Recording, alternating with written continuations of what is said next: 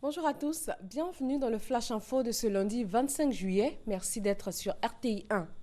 5e conférence au sommet du traité d'amitié et de coopération entre la Côte d'Ivoire et le Burkina Faso les 28 et 29 juillet à Yamoussoukro. Mais déjà ce matin, c'est l'ouverture des travaux des experts. Entre autres points abordés par 4 commissions, les questions de défense et de sécurité, les infrastructures routières et l'intégration régionale et aussi la diplomatie. Baptême de la 47e promotion et remise d'épaulettes aux officiers de la 46e promotion de l'école des forces armées de Zambakro. Après 3 ans de formation, les 76 élèves officiers sont opérationnels. Kader Sagodogo. 63 sous-lieutenants et 13 médecins-lieutenants. Voici l'effectif de la 46e promotion, dite intégration du cycle 2014-2016 de l'école des forces armées de Zambakro. Après leur formation, ils sont promus officiers. En présence du drapeau et devant le ministre auprès du président de la République, chargé de la défense, représentant le président de la République, chef suprême des armées, ces officiers ont prêté serment, un engagement qui les lie à vie à l'armée de Côte d'Ivoire.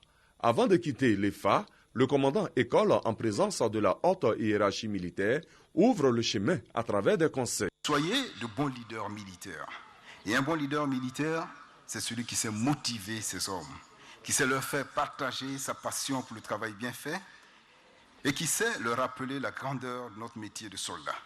La promotion intégration qui a pour parrain Jean-Kakou Diagou, président de la Confédération générale des entreprises de Côte d'Ivoire, part de l'EFA, non sans avoir confié le drapeau de l'école à leur cadet. La 47e promotion, qui a été baptisée à cette cérémonie, promotion probité avec comme parrain Insie Yakouba, directeur général du port autonome d'Abidjan. Pour le ministre auprès du président de la République chargé de la défense, avec les menaces qui planent sur le monde, la Côte d'Ivoire a besoin d'effectifs pour veiller sur sa souveraineté. Notre quiétude est sans cesse menacée et perturbée par des barbares sans foi ni loi qui se servent honteusement de la religion pour assouvir leurs funestes besognes. Pour contrer et vaincre ce fléau et ces terroristes, la meilleure stratégie aujourd'hui ne réside plus dans la réaction, mais plutôt dans l'action. En matière de défense, nos armées doivent exceller dans l'anticipation et la proactivité. Parents, amis et connaissances ont effectué nombreux le déplacement pour féliciter les nouveaux officiers qui, du reste, ont gratifié le public d'un excellent défilé.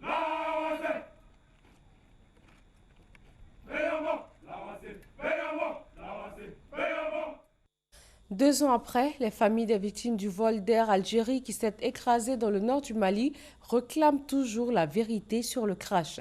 Les familles des 116 victimes ont tenu une assemblée générale hier dimanche à Ouagadougou. Elles se disent toujours frustrées et dénoncent un tissu de mensonges sur les causes du crash.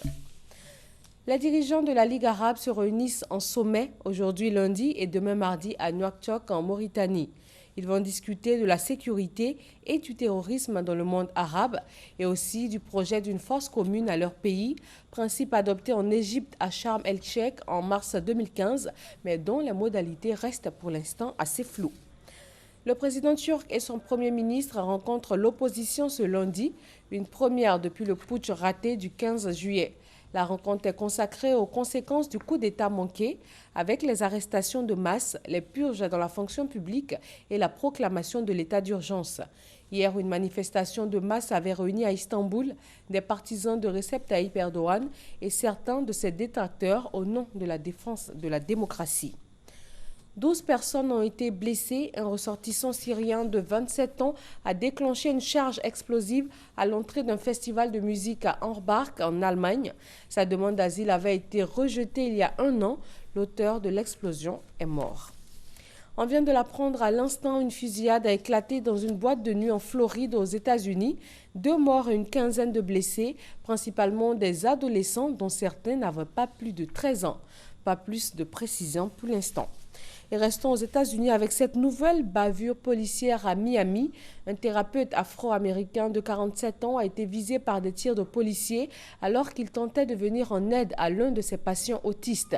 L'homme a été mis en joue alors qu'il était à terre, les mains levées. Il a été blessé à la jambe. L'auteur des tirs a été placé en congé administratif. Voilà, merci de rester sur RTI 1. Très bon lundi à tous.